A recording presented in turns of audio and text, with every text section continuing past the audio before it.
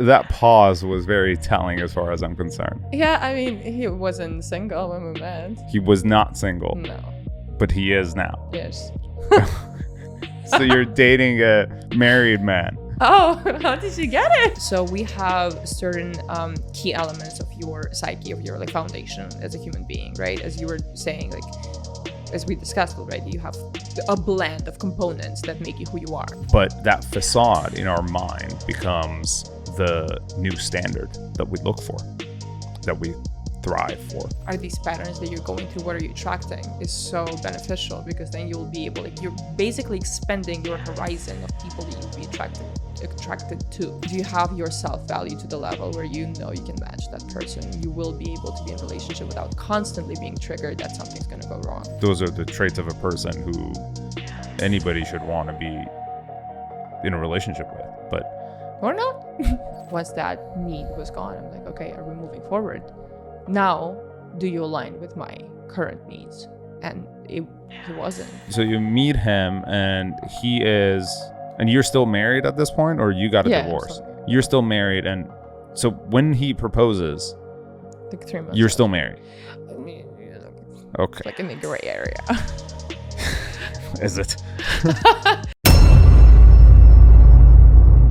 Welcome to Unattainable. Glad to have you with us and hope you continue to be a part of our family for the foreseeable future. And if so, please hit that subscribe button. I am Mohammed Moai here with our amazing guest of the day, Elizaveta. Yeah, thank you for pronouncing my name correct-ish. How do you pronounce it correctly? Elizaveta. Elizaveta. Yes. Okay, got it. I always introduce it because it's Russian, but it doesn't sound Russian. So I say, I think Elizabeth, but like with an Italian accent. So it's Elizaveta. Elizaveta. And then they pronounce it right. Perfect. The topic of today is, what should men do to make a woman fall in love with them? Now, before we get started on that, please introduce yourself, how old you are, where you're from, what you do. You already said you're Russian. So. Yes, I'm Russian. I am 28 plus 1. I have not gotten to that age. I'm kind of in denial. I'm 29. What do I do and what do I not do? I'm a clinical psychologist by degree. I sang. Right now I'm a creative producer and a producer for movies, nice. But also I do social media. Awesome. Yeah. Awesome. How's that going? Which part? All of them. Actually, I think only the combination of all of them would keep me entertained enough. Is that right? Yeah. And I'm thinking if that works with a man, with me as well. Uh-huh. Okay. So now what's your relationship status? I'm dating. I have a boyfriend. It's kind of new. That pause was very telling as far as I'm concerned. Yeah. I mean, he wasn't single when we met. He was not single. No. But he is now. Yes. So you're dating a married man. Oh, how did you get it? Not well. Yeah, he's still married, but like we're together. No. So they're separated. Yeah. Or you think they're separated. Okay. That's kind of like really, really fresh. Oh, okay. Freshly separated. Very, very freshly separated. So you were the other woman. Yeah. That was the woman. Okay, how did that happen? So first of all, did you know? Like we really dived deep in, right? I mean, right away. The story brought itself out. I don't even have to. You can't make these things up. So, okay. When you guys started dating, did you know? Yes. Okay, so from the very beginning, you knew. From the second day. From the second day. Okay. How did you guys meet? What happened? Let's just go through it. Are we gonna send it to his wife? Hopefully the whole. Because she was wondering. Imagine. I would not. This is for the court proceedings. I mean, like California is no fault state, so. Well, there you go. Checked that. Yeah, I mean, I don't know if they have any prenups or postnups or. I don't know either. I don't know. I'm trying not to get into the legal part, but yeah, I knew on the second time I've seen him. He told you. I asked. Yeah. You asked, and so otherwise he wouldn't have said anything. I don't know. He might have. Like, I don't Why did you ask? Because that's not like a normal question. I don't feel like. Because I saw photos of babies. Ah. Yeah, of children. And I was like, I mean, that's kind of the question that you ask when you're, get into something, you get into somebody. Yeah. And I was just, okay. That was my answer. And then, so at that time, he said that he was married, but he was like separated. No, he said he was married. Oh, he was married. And that's like, okay. Yeah. Interesting. And so how long ago was that? 6 months-ish. 6 months ago. Mm-hmm. So, okay. So you're I'm trying I feel like you're trying to trying to see what I navigate should, it. yeah. Did you think to yourself, I mean, I'm assuming that you were like, okay, well, he's okay with it. I'm just going to go with it. I'm not going to walk away. I feel like this is the point where all my personal history and all the education that I've got and all the work that I've had as a clinical psychologist, as somebody who's been in therapy for many years, as somebody who's been on both sides, because I've been married and I've been in an open relationship before as well. Mm-hmm. I feel like I just react to that a little different than most people would. So for me, I was like, that's just, I'm married. That's the story. Like, it doesn't change much for me apart from analyzing or starting me being able to analyze the other person. It just gives me feedback. It gives you information. Yeah, it gives me information. That's how I take it. But you don't think that information would suggest that if a person, well, and again, I'm assuming that they were not in an open relationship. No. Right. So then that would suggest that a person who is effectively cheating on their wife while having children would then be capable of doing the same thing to you. No, I've never been cheated on. Mm-hmm. You don't think that's your ego? No. Okay. That's a fact. No, I understand. Well, it's a fact because it hasn't happened yet. But that doesn't mean it hasn't happened yet. Yeah. It doesn't mean that it's impossible for it to happen.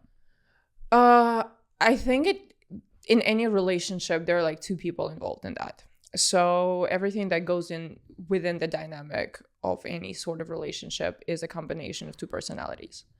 So people who cheat, and usually anybody who's seeking something outside of the relationship, they're not getting it within the relationship. And there are signals. And people who cannot see that, I think that's not on them, but it's you're involved in that as well. Mm-hmm. If you're being cheated on or if you're cheating, that's a part of both people involved in that. That's not a one-sided thing. Mm-hmm. As I've mentioned, I've been married for 5 years, and I was the one who introduced one-sided open relationship, actually. For that person for to me. Be for one-sided open, for you to be in an open relationship, or for me. For you to be in an open relationship, but for him to be only committed to you. Yes. But what was his response? Yes. He said okay. Yes. Is it too much? 10 minutes. No, it's not too much at all. This is fascinating. Yeah, you just don't know my story much. So I've been married for 5 years, and then on the second or third year, I introduced that, or I came to him and I opened that subject because I started feeling like I want something else, or I want something to change. I want the dynamic to change.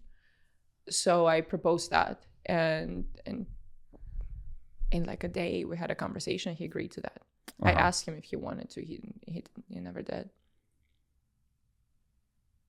You asked him if he wanted to. He never did. He never, I asked him if he wants to legalize that as well for himself. Oh, okay. If he wants to, talk about it and be okay, I want, if it's open, let's, both sides, let both of them be open. But he... You offered him I offered to... him. Okay, okay. So you wanted to have a fully open relationship. He didn't want to have...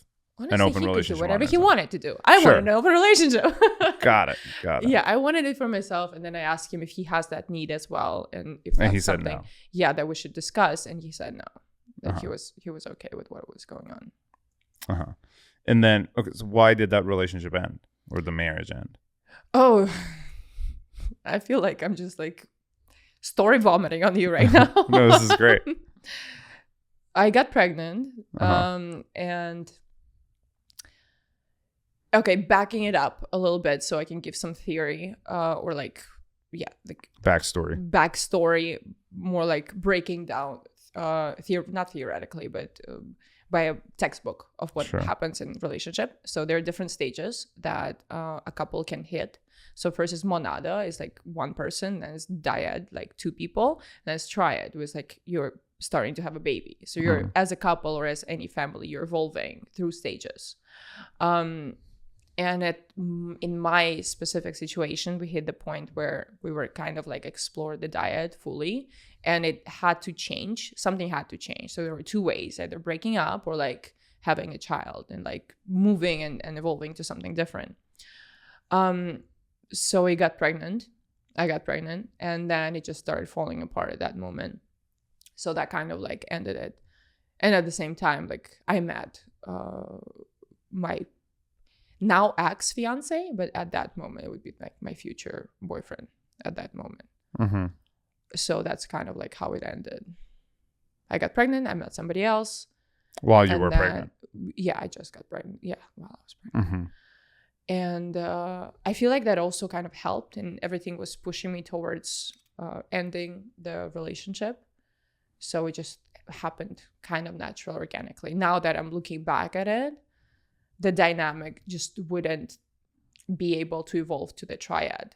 Like there were not components set in place that would help it move to the next level of like relationship development. So it like fell apart. You don't think the reason for that is because you guys weren't compatible? Compatibility is a very interesting, I don't know, term. What is really compatibility? Doesn't it shift and evolve as it goes? Not particularly. I think there is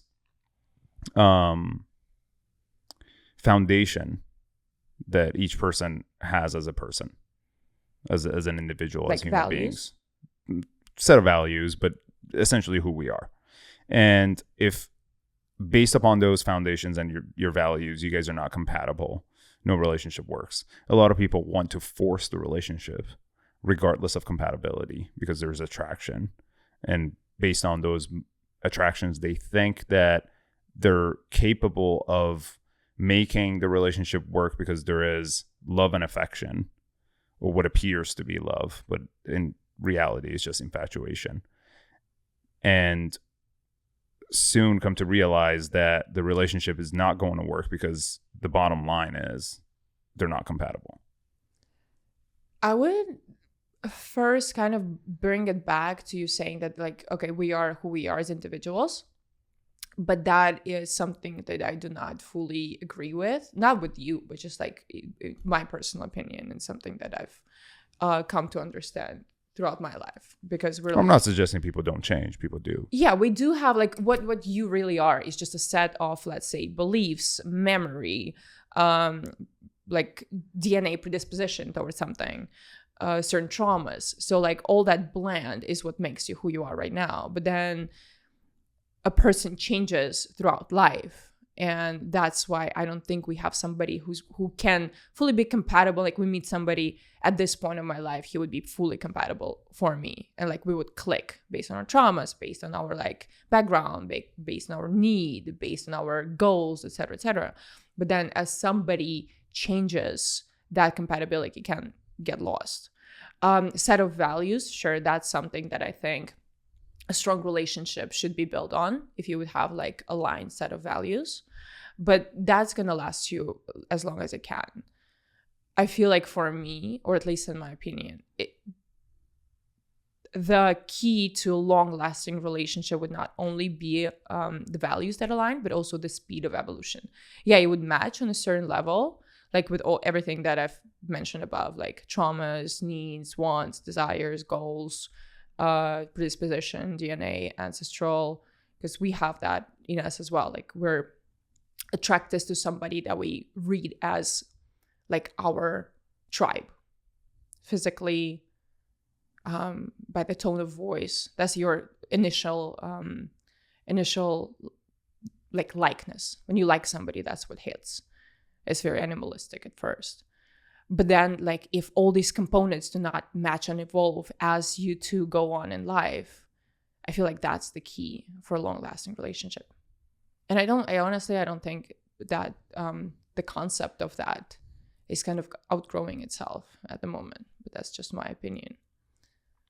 But when then every single one of those things that you described be based upon compatibility? Yeah, but then it changes. So like compatibility in the moment, sure.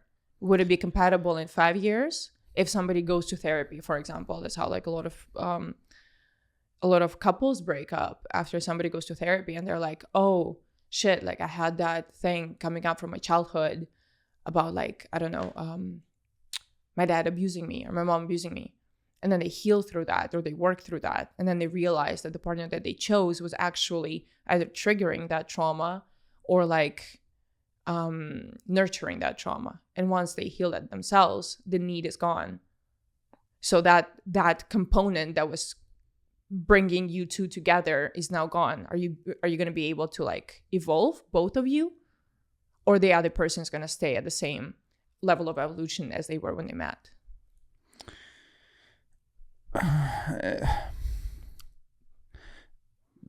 The basic premise of compatibility is fairly simple.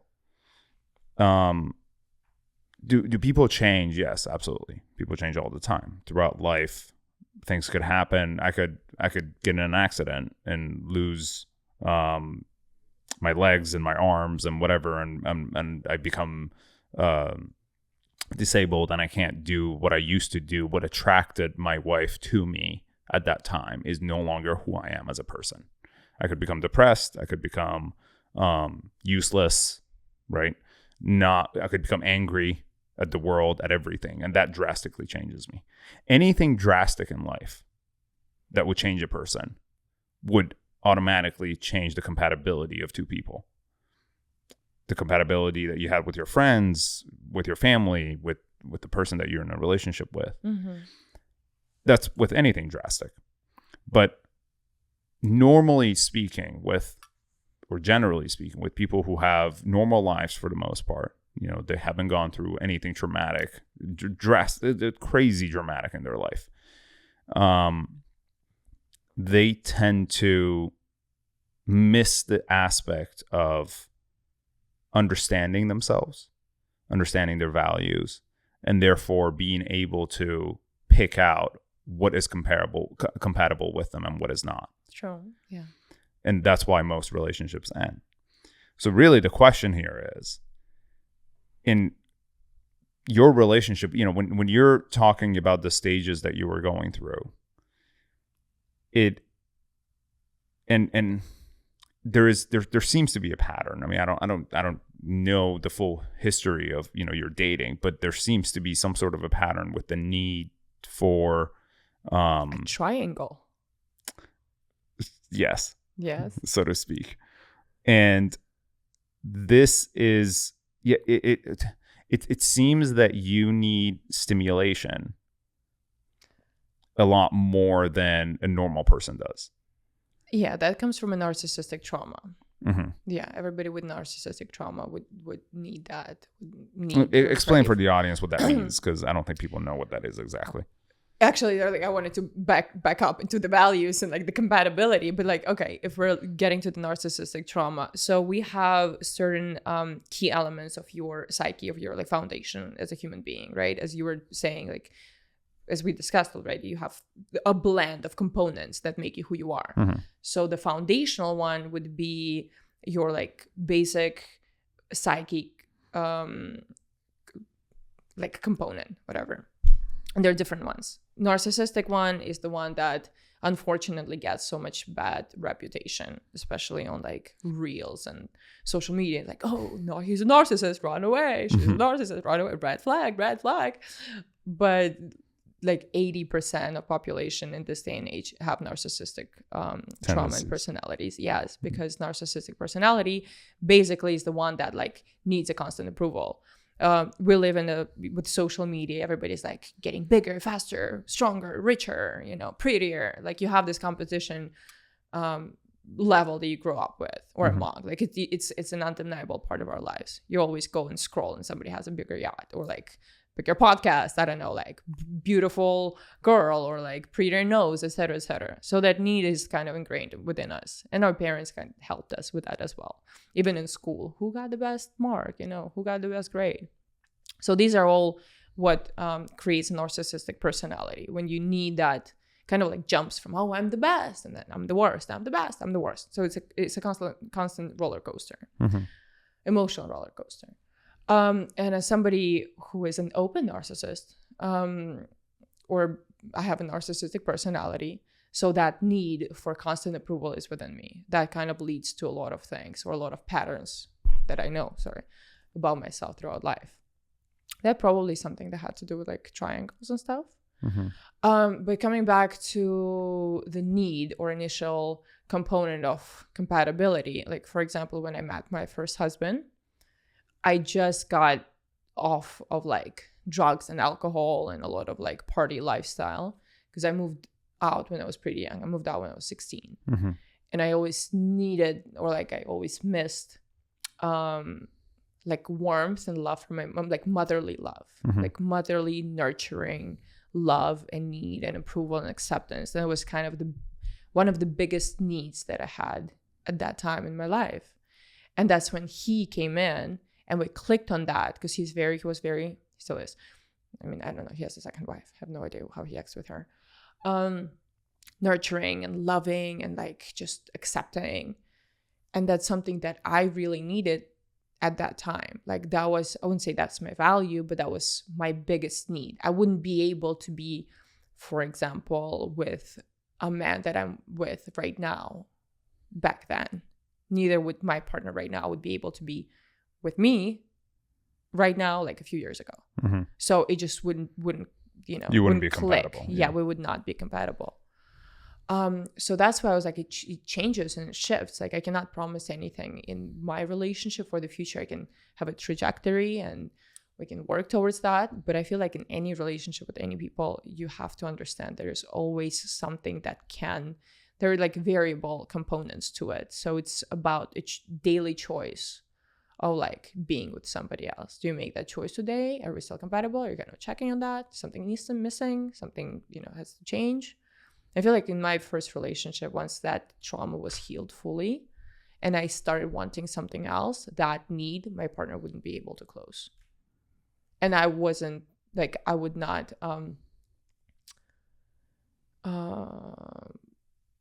put myself down. Like I would not compromise on that need. Like the needs that I had at that moment when we were like breaking up, I would choose myself in that.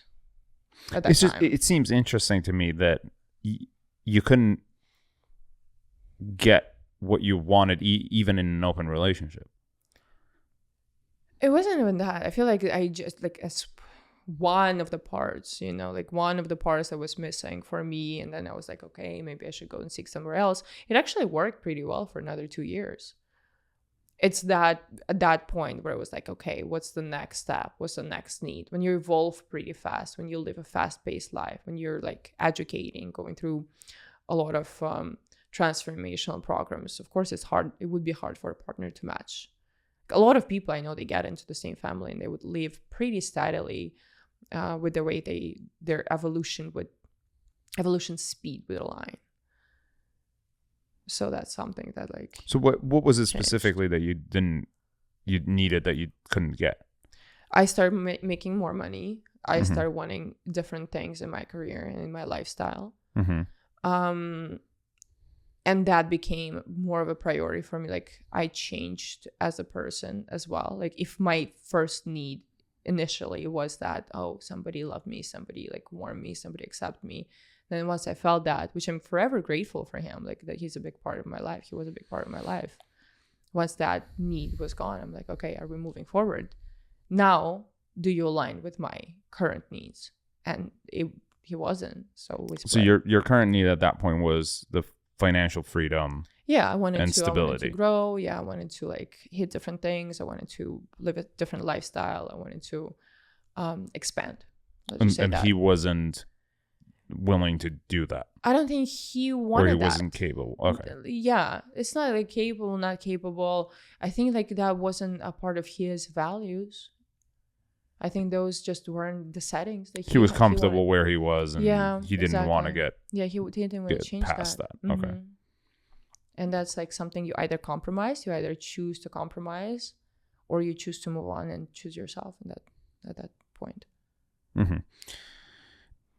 Okay. And then so then how old were you when you guys met? I got married when I was at 21, I think. Yeah. How old were you when you met? We got married in like 7 months. Okay, so 21 so like until like 26. Yeah. You were married. I think so, yeah. And then 26, you started. 26, 20. Plus minus 1 year. Sure. So after that, let's say 25, 26, you started dating the second person. 26, yeah, I might have like left. 26, yeah, I might have left, and he proposed to me a few months after. So your the new boyfriend. Fiance, yeah. Okay, and he proposed to you after how long? 3 months. So then you met him, and he's financially stable and basically okay. He was okay. I knew it wasn't long. I knew that needed to happen for me to just push me out of previous relationship. That's how I look at it. But what was the attraction? What draw you in at the time? It was like sexual attraction. It was more like I wanted to become more seen in the media. So he had that component. He was also like an actor in musical theater, having that kind of like social acceptance. So I was like, oh, that's cool. Like, I want that. That's actually one of the things for the viewers. It's like my little psychological notes on the side. You're usually attracted. One of the things you're attracted to the most in a partner that you see is the things that you either want yourself, or like you have a potential to be there yourself. So to like kind of simplify that, people who are very attracted to like wealthy guys, for example, girls who are very attracted to like wealthy guys, like wealthy, powerful guys, that just means and signifies that they have that in themselves. Like they want to do that themselves. They want to feel that power and wealth, and how would that feel to have that yourself. So that attraction is kind of a projection of that need. Or like girls or like guys, doesn't matter, who are attracted to like super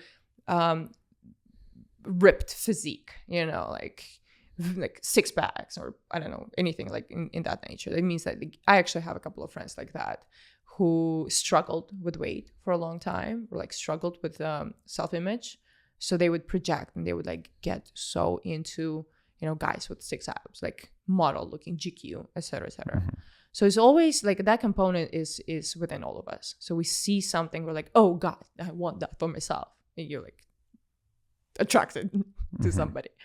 So that happened to me as well. So like when I saw him, I met, it was a chemistry, crazy chemistry, a lot of pickup things that happened that kind of like creates emotional hooks on a couple of groups. Both of us were in relationship.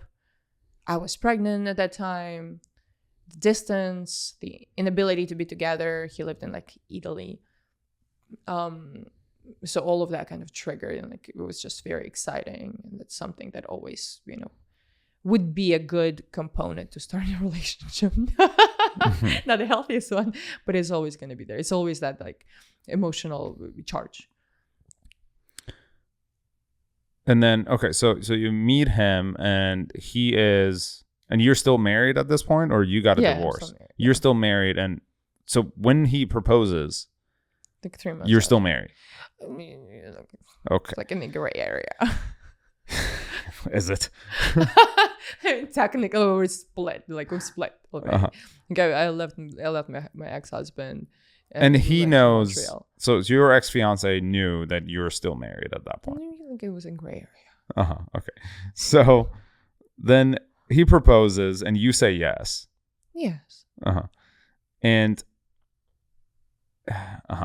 and then how long were you guys together at that point? And this is still open relation. This is still long distance relationship. No. Like it was the first month we've seen each other. We met in Canada. We actually went with my ex, with my first husband. We went to see my favorite. It was like so many, so many signs, as people like to say. Red flags, I mean. No. Like universal signs. Oh, okay. Like, we're supposed to be together. There's like long story short, there's a musical that I grew up loving that kind of kickstarted my entire career in music, and something that moved me out of Russia. There was a French musical back in the 90s that I was obsessed over. It's still like one of my favorite pieces of music to this day. And then for the first time in forever, I think for the first time ever, that year when I just got pregnant, I find out that they're coming on tour to US. And I'm like, oh my God, I have to go. So like I couldn't go. And then we went to Canada to watch that musical. And that's how I met my ex-fiance. Was like the lead actor, singer of that musical. So I went to see it with my ex-husband. We saw that, and then we kind of like started chatting on Instagram. And I went back to LA and I flew there. So you messaged them on Instagram and started talking to them. I tagged everybody. That's fine. Yeah, I tagged the cast, and he just responded to me, but I only had like 2 days in Montreal. Got it. And we flew back, and I was like, oh my God, I feel like I have to see him. Like and I'm also very energetic. Like I love energies. I've done ayahuasca. I sense a lot of things. So I was like, I have to see him. Like I have to fly to see him. I've never done that before, actually. Maybe once. And I flew to see him a week after. He didn't believe it. He was like, oh my God, you flew to Canada. It was like the smallest city outside of Montreal just to see him. And we've spent like 3 days together. And then he didn't know I was married. I kind of knew he had a girlfriend. And then it was like an Asian girlfriend. Maybe we're not gonna add that. I'm like, just a nice girl. She was a nice girl. She just didn't fit him. And then we spent 3 days together. I flew back to LA, and then we're like, oh, what are we gonna do? I can't live without you. All that stuff, so many emotions flying. I have I'm hormonal. And during this time, your husband knows where you're at, or he doesn't? Like kind of. Everything isn't great. You guys are not communicating. We're like talking. He knows that I'm flying. He knows I'm flying to Canada. Sure. Yeah, but I was like, I met these people and when I hang out with. At that point, I thought it was. So you weren't truthful. Thing. No, it I would never lie. He didn't ask, and you just left it. Yeah, well, he asked. I was like, well, I met to his cast imagination. Of Montreal. Yeah, which is technically not a lie. It's not a lie. It's not the truth either. The boundaries we set up, or kind of they set themselves up. Even though we've had open relationship, it wouldn't be like cuckold. So he wouldn't ask. Don't ask, don't tell. Don't ask. Yeah, I would show up at night. Maybe even I wanted to be asked at that point. Maybe I wanted him to be like, oh, where you were, who were you with? But he never did. So kind of left there. Yeah. So I met after the 3 nights, I went back for another 3 nights, and then we were like, okay, this is getting serious. This is something that we both want to explore. And parallel to that, you okay? Parallel to that, I decided to get an abortion. I spoke with my therapist. I spoke with my ex, and we both kind of agreed that would be the time. So it all happened, abortion and splitting, and then me flying to see we spent a month apart. He was in Italy. I was in LA in Africa, and then we met in Canada, and we lived there for a year. Kind of back and forth, but yeah. And so you're engaged at this point. Yep. And then you meet. No. The story doesn't repeat itself. No. It doesn't? Oh, it's shocking. No, it's shocking. No, I was actually engaged for a year. We've been together. And then what happened? We broke up last September. I think it was last September. Because? It was weird breaking up. I'm just trying to figure out if I should, explain the terminologically, what happened, what didn't, probably the values didn't lie again, I knew that's not something that's going to be long term from the beginning. I was having fun with that. I was like, oh, interesting. I loved him. But again, my needs were different. My needs and wants in life were different than his. So that just didn't click. And then I wanted that, and I wanted more and more, like not more and more, but like I wanted that more and more. And I was like, okay, are you with me? Are you with me? Are you with me? Are you with me? He's like, yes. But then once you understand that person is doing it for you, not for themselves, it kind of like, it's constantly like dragging somebody. Come with me. Let's do this. And then I think it's both on both people. It's hard on both people. Yeah. There's so many ways we can go from here. I'm like unloading everything on you. Oh no, this is great. I'm just psychoanalyzing you. Okay. But so for the first 6 months after your breakup, then you're single. Yeah, I've been single for 6 months. You're single for 6 months, and then you meet your current partner. Yeah. And he is obviously at that point married, but he's not in an open relationship, and cheating on his wife, and you are okay with that because you think let's not bring it to my specific situation, because he's also part of that, and he's like a partner, like a known person. So but the main question is this. Yes. In your mind, you don't see a path. Do you at this point date because you want a long-term, long-lasting relationship where you don't break up, or in your mind do you see relationships as disposable? I don't think these are two kind of opposite things. You don't think they're two opposite things? It's kind of like choose this or that, and then it kind of like puts me in a position where I'm like, oh, I see relation, like this is gonna end, or this is gonna last. But I don't think I have. I think answering that question would be lying to yourself. Of course, you want something to last, but can you guarantee it's going to last? Can you guarantee that you're going to be rich? No, but I can set a trajectory towards that. So wouldn't it be the same thing? But it's not guaranteed. Like I would set a trajectory. Like, okay, at that point in my life, I honestly didn't want something serious at this point, like 6 months ago when I met my current partner. I would finally started to explore myself a little deeper and figuring out what I actually want for a long-term relationship. And then realizing that even if you meet somebody, like so many components have to match. Like even right now, like we talk about that, and I feel like talking to your partner is kind of the main thing that can create that glue.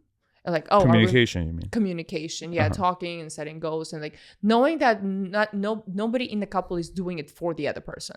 Like, I want to be rich. Do you want to be rich? Yes. Okay, cool. We're aligned. I want to do this. Do you want to do that for yourself? Yeah. Like, would you do it without me? Mm-hmm. So when a lot of those components would align, you're like, oh, that actually has a good potential to last. Can I tell them, like, I don't know, 5 years, 3 years, 6 months, something's not going to like happen and change? I don't know. Like for myself, I stopped since that divorce actually, and that breakup that I've had, my first marriage.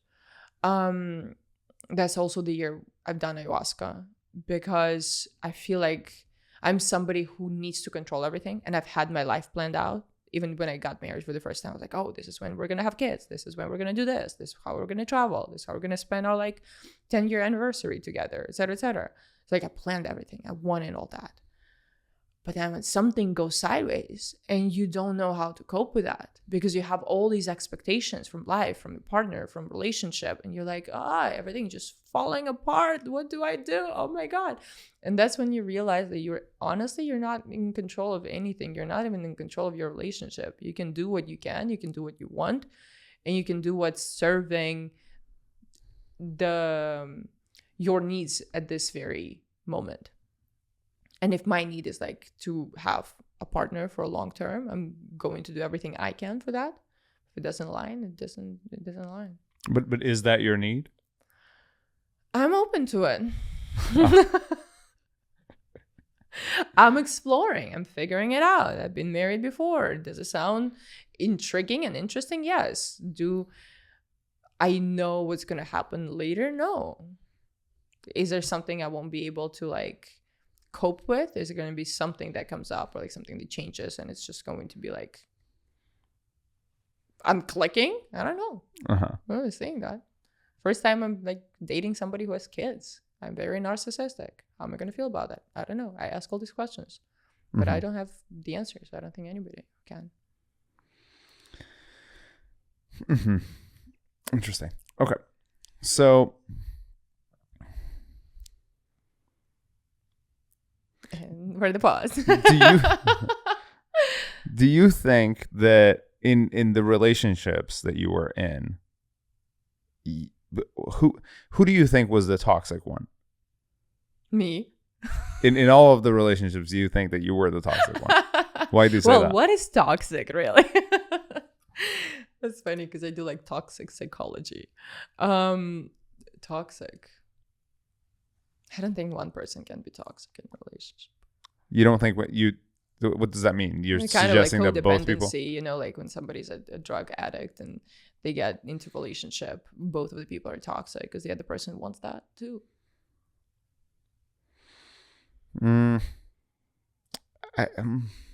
either attracting. It's not that attracting toxicity, but you're. I mean that you know. I'll give you an example. Yeah. This is because I highly disagree. Are you toxic? No, not at all. Have you been in toxic relationship? Yes, multiple. Okay. But this is the example that I would use for that. Is that I'm a very organized and clean person. If my partner is extremely messy and leaves trash everywhere, does that make me messy? No, but your choice to stay with that partner is your choice. Sure, of course. Yeah. That is the choice, but that doesn't necessarily mean that I'm also messy. That just means that I'm affected by the but if you're choosing traits of my partner. Sure, but for some reason you're choosing to stay there. Like, is it a deal breaker? It would be same with toxicity. Let's say you meet somebody who's toxic and you're like, oh my God, they're so toxic. Well, if they're so toxic for you, like, get out. Yeah, but relationships are complicated. And also getting out it sometimes feels like giving up. Because if you are in a toxic relationship where that's your partner, well, not particularly, but because if your goal, and this is why I brought this up, if your goal is to have a long-term relationship, then you would be willing to do whatever you can to make the relationship work. Doesn't necessarily mean that you're codependent. It just means that the relationship means something to you. If your goal is to create a long-term relationship, you should do everything to find a partner who aligns with that goal.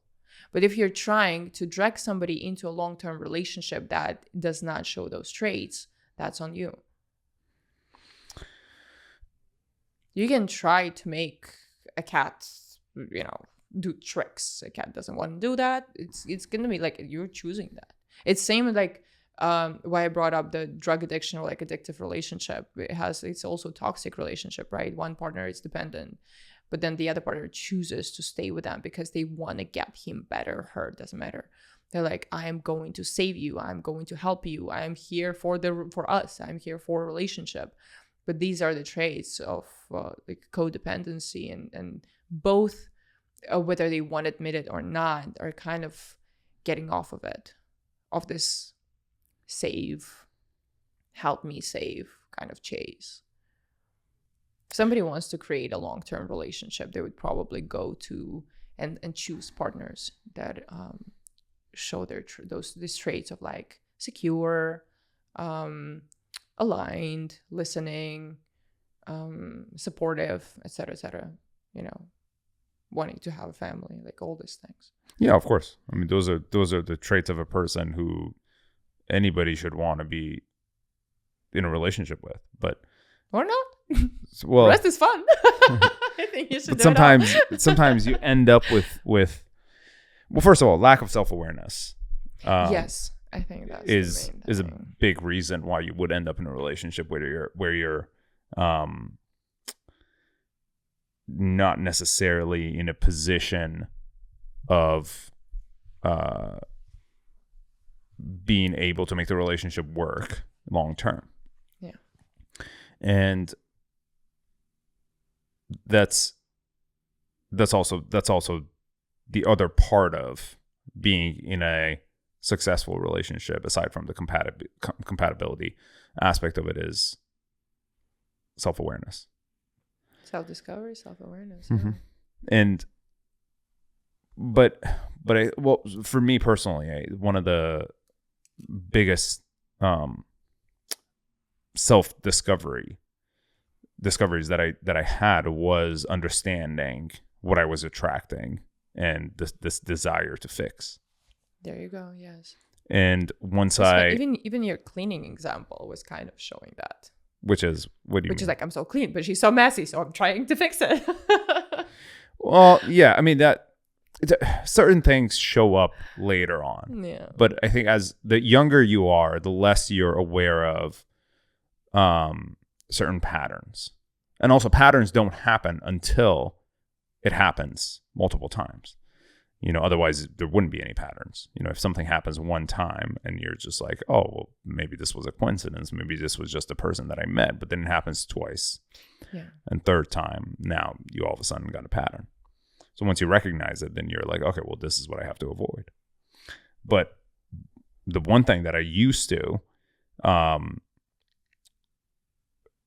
question myself was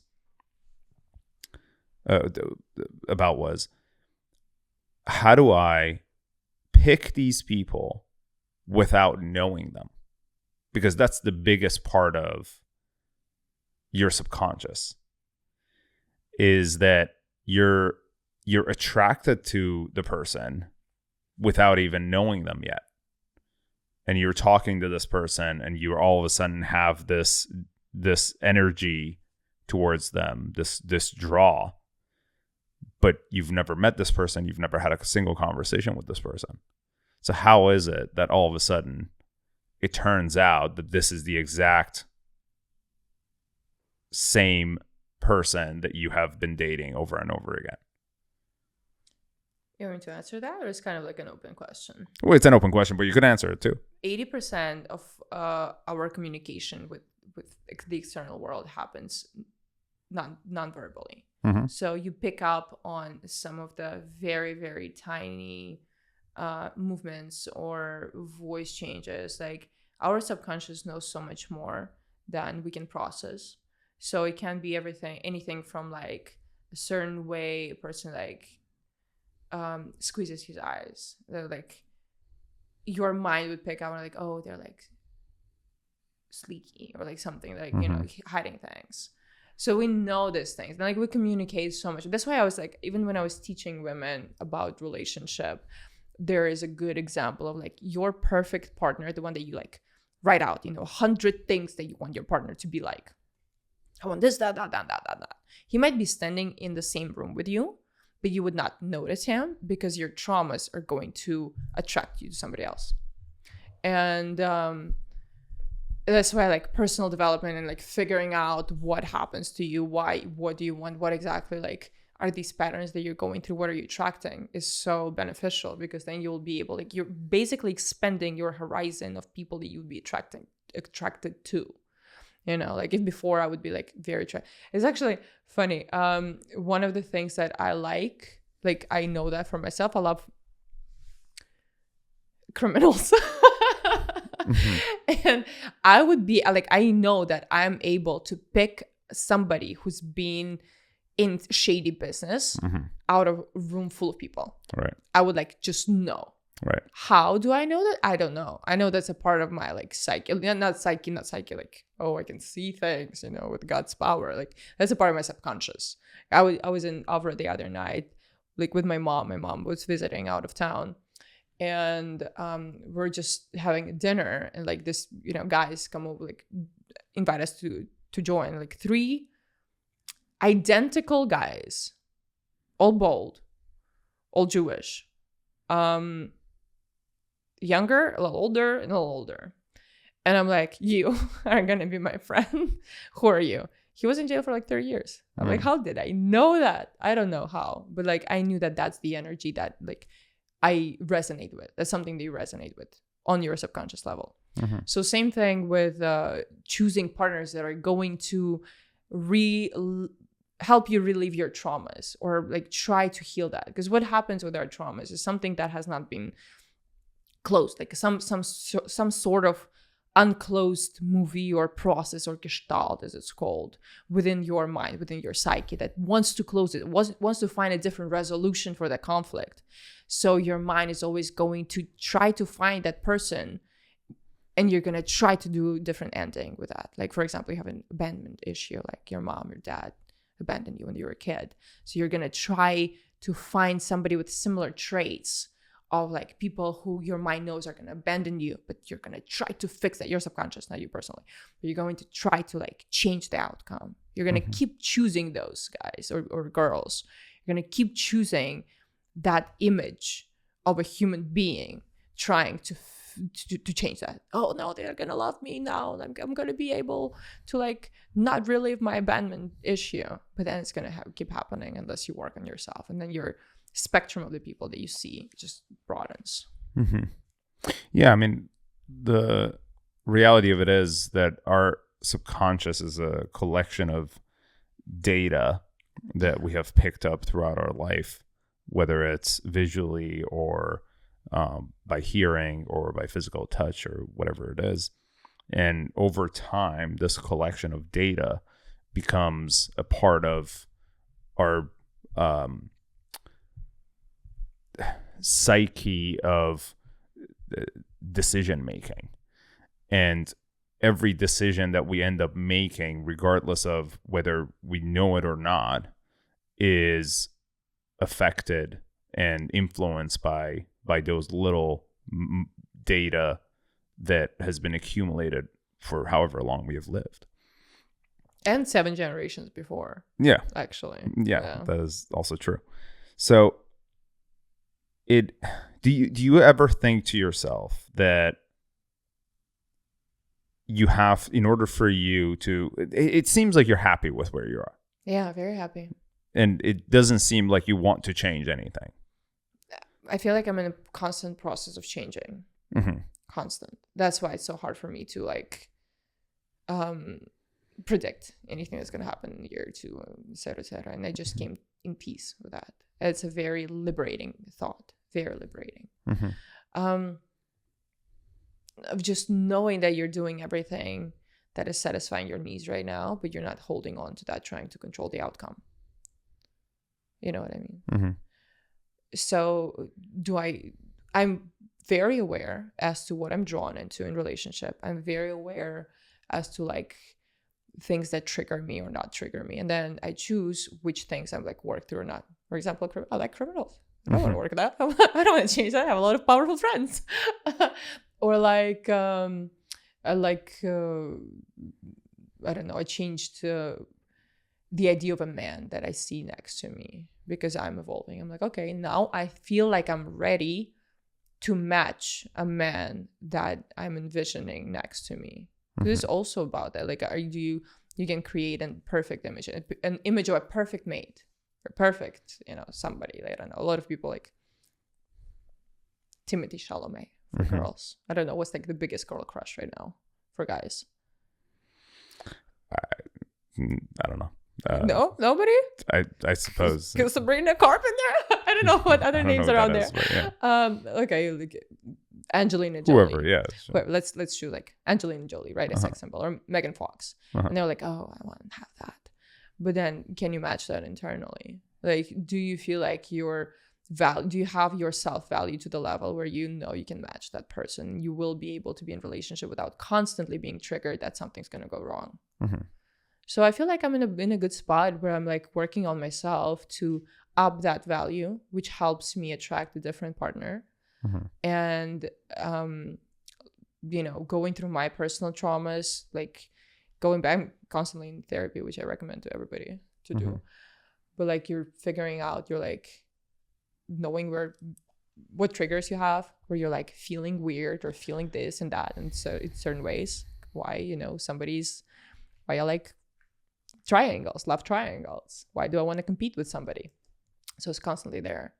Like just keep evolving, and the relationship will as well.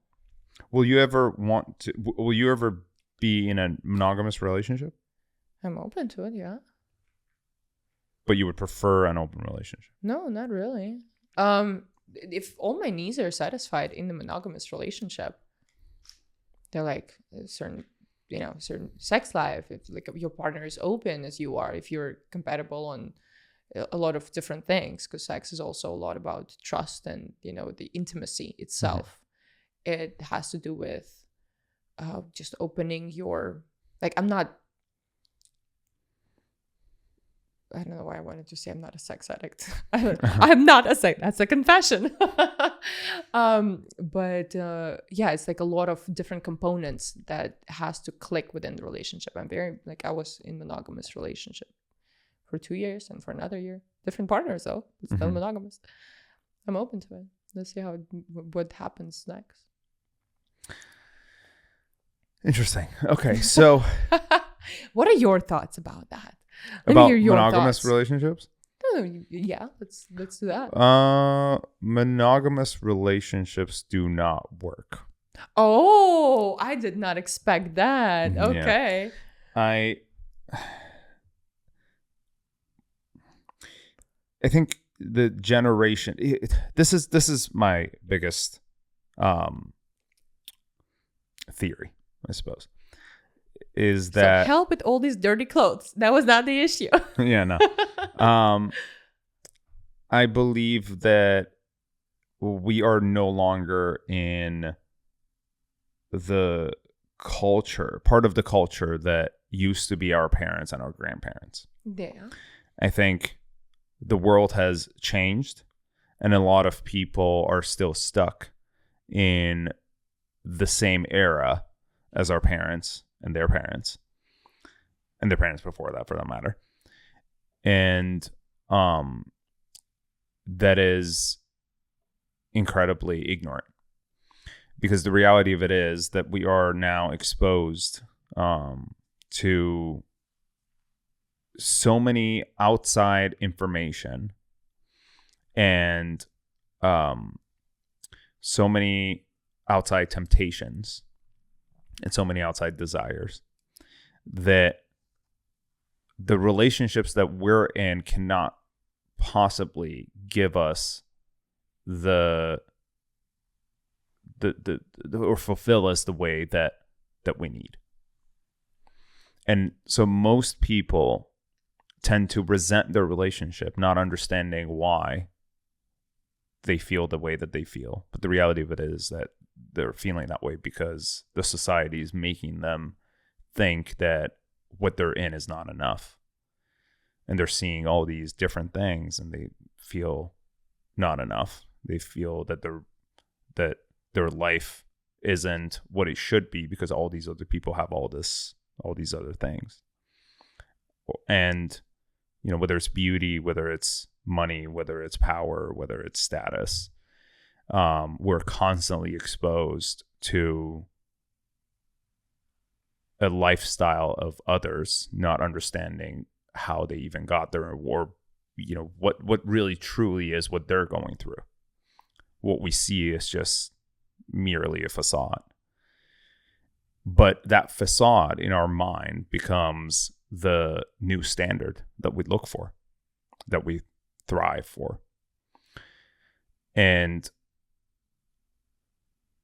as we are in our little relationship and try to figure out the dynamics and try to figure out how we could kind of get the next thing, like you said, and go to the next step or the next stage, we neglect to have proper communication, to have proper understanding, to have proper self-evaluation.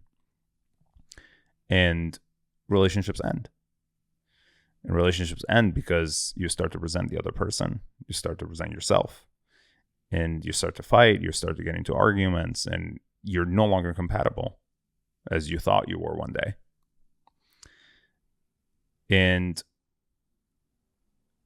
because we get so caught up in self-defense, the majority of the time when you get in a fight with someone, you're all of a sudden are defensive to what they're telling you. They're telling you who you are, and you don't want to accept it. You don't want to admit it. And so you become extremely defensive. And you lose sight of who this person is that's sitting in front of you. You lose sight of the fact that this person that's in front of you is somebody that you're supposed to love. But this person no longer is your friend, your best friend, your wife, your girlfriend. This person is all of a sudden your enemy. And the only thing that you could possibly think of is the desire to want to get away. Yeah. Social communication. Yeah. And all of a sudden, the new desire becomes, I want somebody to make me feel good, because right now I do not feel good. And so you start to search. You start to look for that. And some people cheat. Some people end their relationships. Some people, there's all different kinds of responses that basically come out at that point. So that's why monogamy no longer works. But open relationships also could not work. I think any relationship could end as a result of lack of self-awareness. Nothing, yeah. It's like, that's what it is, a choice. Yeah. Constant choice. But I do think that open relationships now would give us more of an insight of the fact that grass is not greener on the other side. Yeah. There is can I just add something to Sure. that? So there is a book that completely changed, or let's say not legalized, but it put together kind of what you're talking about, which I'm very keen on conceptually, into a sort of like a societal rules. It's a novel that was written in the 60s, I think. It was somewhat 60s, about the future. And it talks about this macro society. Humans evolved into very different spectrum of the way things are the way things operate. And this is kind of what I feel where our society is moving towards, because all these institutes that have been set up for so many generations that have worked, governmental, educational institute, marriage institute, right? This foundational ways our structure has been operating for a certain amount of time are breaking down. Nobody wants to go to college, everybody wants to do TikTok, and it works, Mm-hmm. Marriage is different. If before it was more for being able to survive, because you had to have labor and have money inside of you, and you have all these children that are working for you, it had its own way of functioning as in family. Same as governments, governmental systems all over the world are changing and shifting. Hell knows where it's going with that, but all these things are kind of restructuring itself. So the book is about this future where you have very different societal rules, and one of them specifically about relationship, which was a big breakthrough for me, because it was the first time somebody put it in some sort of sentences that I resonated with. So, and it's about a guy, he fell asleep and he woke up in this future reality, and he sees a girl, he meets a girl there, and they say, oh, this is your partner, this is your most compatible, based on all the things mentioned above, this is your most compatible partner right now alive. And he has crazy attraction to her, he likes her, they match on all these different levels. They also have telepathy, so they can hear each other, especially he can't, he was still learning that, but his partner did. And his partner, this girl, she heard him think that, oh my god, everybody in this society are gorgeous, all these women are stunning, blondes, the bodies, oh my god. And she comes to him, she says, you know what, you can go and try with absolutely any girl or guy. You can go and explore, and everybody's going to be open for it. They're gonna come and explore with you, because your soul needs that lesson, or your mind needs that lesson, just to show you, so you have that answer for yourself that, oh yeah, this girl is the most compatible, So he has to figure it out. If he wants to, he can go and try. He can go and sleep with another person. He can go and, try to build a relationship with someone else. But on a basic level, this is the partner that's most compatible for you. So I feel like open relationship kind of goes towards that. Like you can go, you want to try something, you can go try something. But knowing that you have something, like it can either amplify your knowledge that somebody that you're with is special or more special, and you can value that more. Or if it's not, you can go and, see somebody else. So I feel like that's kind of where I am in that. Like I'm pretty open if my partner wants to go and explore. Right. Yeah. And if he has that need, he'll come back. Yeah, and that's really the bottom line of it, is that when you are in an open relationship, it's more so the acceptance of the fact that you're allowed to live your life to the fullest, the way that you desire. Yeah. And nobody's restricting you from being able to make the choices the way that you want. And if life is meant for us to be happy in, and life is meant for us to be lived in, then the restrictions that society tells you to put on yourself is only that, is the restrictions that the society is telling you. Yeah. And you don't necessarily have to abide by something that the society tells you to do. Because people are different, people have ideas, people are unique, and you cannot really dictate how a person would respond to restriction and being jailed in a certain box. Which brings us to this, which was sort of the topic of this episode. Oh, now we're getting to that? Okay. What should men do to make a woman fall in love with them? The red flag version? Hey, however version that you could resonate with. Well, I can speak from like a female perspective because I used to teach that. Sure. And it's like we all manipulate, and that's just the way we operate within society. Like when you're coming into a room with a smile on your face, you put on a smile, right? There's even saying you put on a smile. Mm-hmm. That's a manipulation. That's a manipulation for other people to perceive you a certain way. So that's what we do. We always, when we interact with somebody else, when we manipulate, because there's something that we want to get out of this conversation, really anything, whether you want to be left alone, or you want to like have a friend, or you want to have somebody, like make somebody like you, etc. Mm-hmm. You want somebody to give you the best produce at a grocery store, so you're smiling. You're like, oh, I hope they're not going to spit in my food. That's a manipulation. Mm-hmm. All of that is manipulation.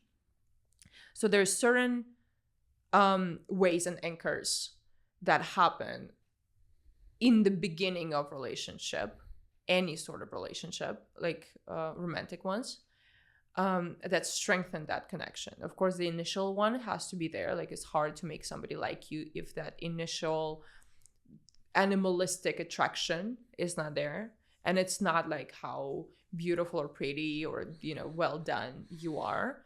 It's either the other person reads you as their own or not, and that can be anything. Like sometimes we get hooked on the weirdest looking person. We're like, I don't know why, but I'm so attracted to them, like that's Mm-hmm. just not my usual type. We also have that type that's generational type, kind of something that reminds you of your family. Mm-hmm.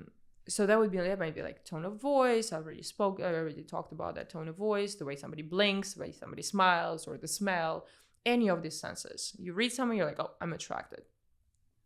And then what happens is there's a certain amount of hooks that come into play in order for that relationship to last, or that attraction to last, right?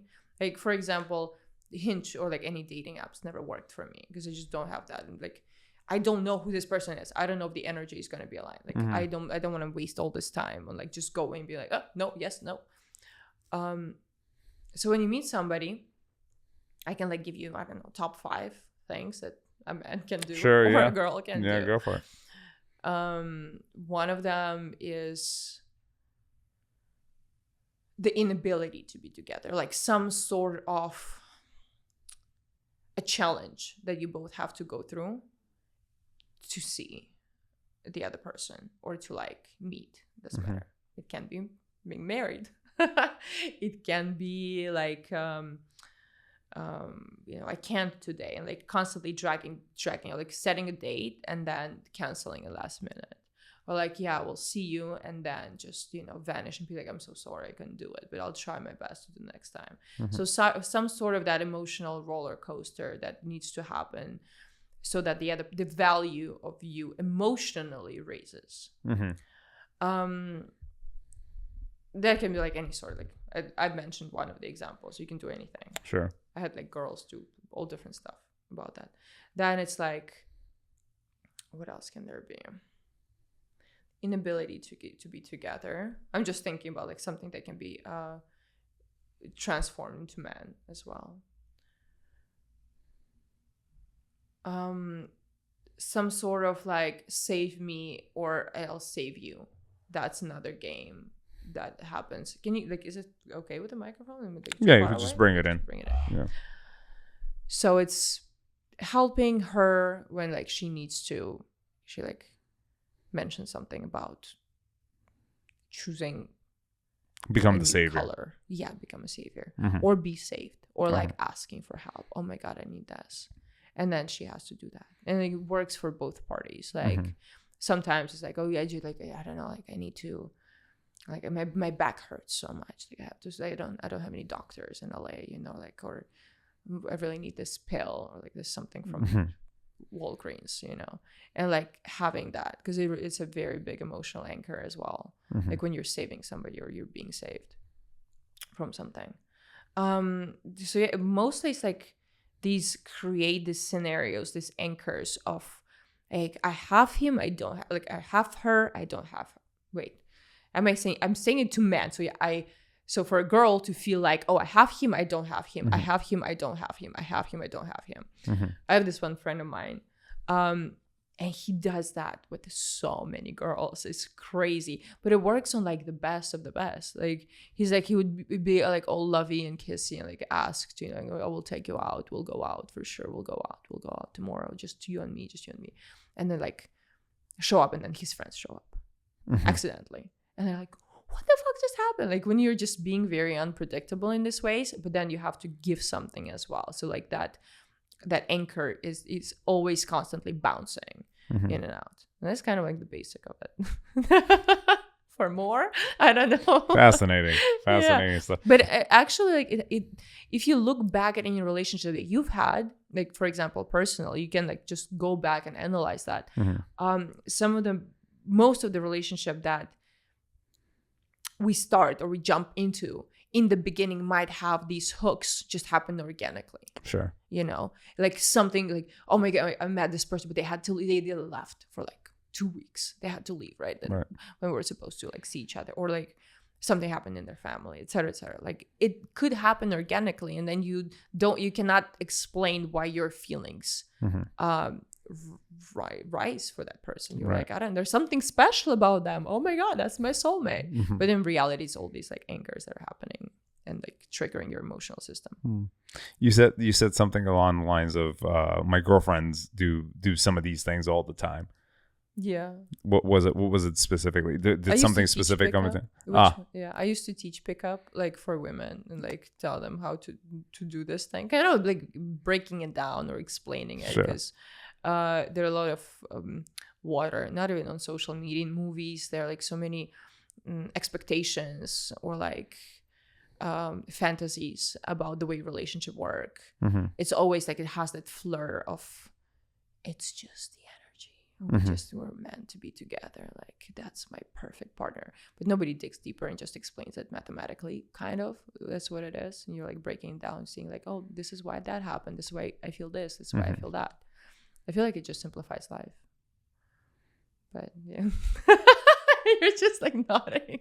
No, it's fascinating. It's to the me, physics of relationship. Let's just no, call for it that. sure. Yeah, no, absolutely. It's fascinating to me because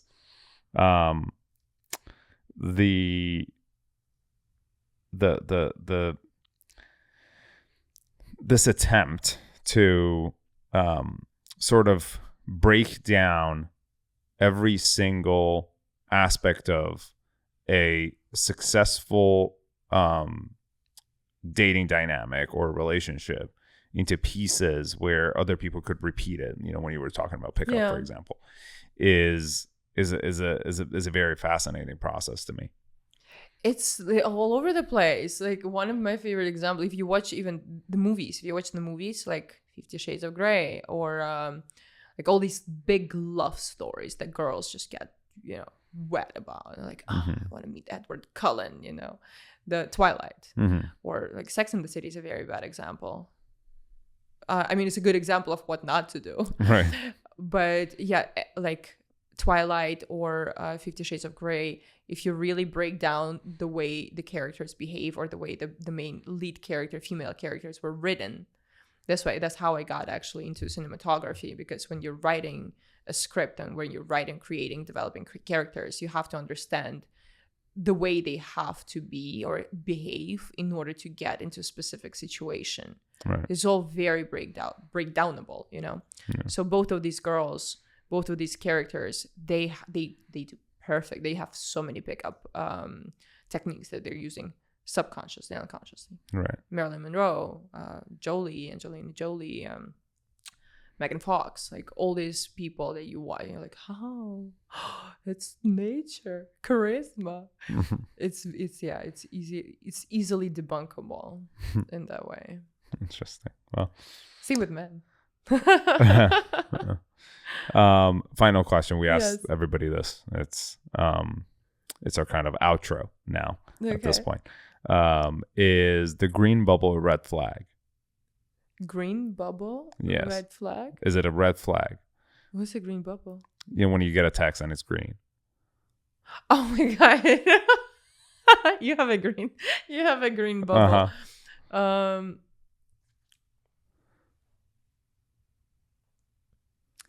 Not for me. I think it depends on the girl. Right. Yeah. Because I think girls who have, or who can figure out their type, or like what they're looking for, it can be a red flag. Interesting. Explain that. For me, because of my field of work, I interact with a lot of very different people who like don't have social media, people who can just have a Nokia phone, sure. You know? So I just understand that that tells a lot about the personality. Mm-hmm. And I'm okay with that. Like, I'm okay with these type of personalities. Mm-hmm. Some girls who might be seeking or looking to date, you know, a guy, and they just go on the regular dates in LA and like create a different sort of relationship, like some more standard, let's say, who are not ready to keep up with gray areas of life. It might serve as a red flag and be like, that's just not your person. That could not be your person. It doesn't make sense. Sure. But are you suggesting that it's because of their level of intelligence, or is it that they're just not they're just not capable of understanding that there are other types? Just a different type of things that you would want in life, probably. I don't know. Like green bubble can mean a lot of different things, you know? Yeah. As I can give an example, you know, like a businessman who is does not want his identity to be out there. So right away, it's a no for like, you're not gonna get, you know, regular dates. You're probably not gonna be ever in like serious relationship with them, or he's not willing to get married. If we're going down that road of just kind of creating some sort of what that person could be. Got it. One of them. Yeah. And like, it might not fit the criteria for dating life of like a girl in LA. Right. Yeah. For some who would. Right. Green flag. for somebody who loves criminals, works out. That's funny. Yeah. Well, thank you so much for coming on the show. You were absolutely incredible. We got to have you back on at some point, talk about pickup specifically. Okay. We'll just be dedicating that episode to pickup. We can. But thank you. Thank you so much. Thank you for Very having insightful. me. Thanks for being honest and open. Sorry for spitting everything out. Oh, no, you did I great. feel like you did not expect the beginning of it. Yeah, no, you were Like, there's a lot. fantastic. Thank you. Thank you. Thanks for watching. See you later. Bye.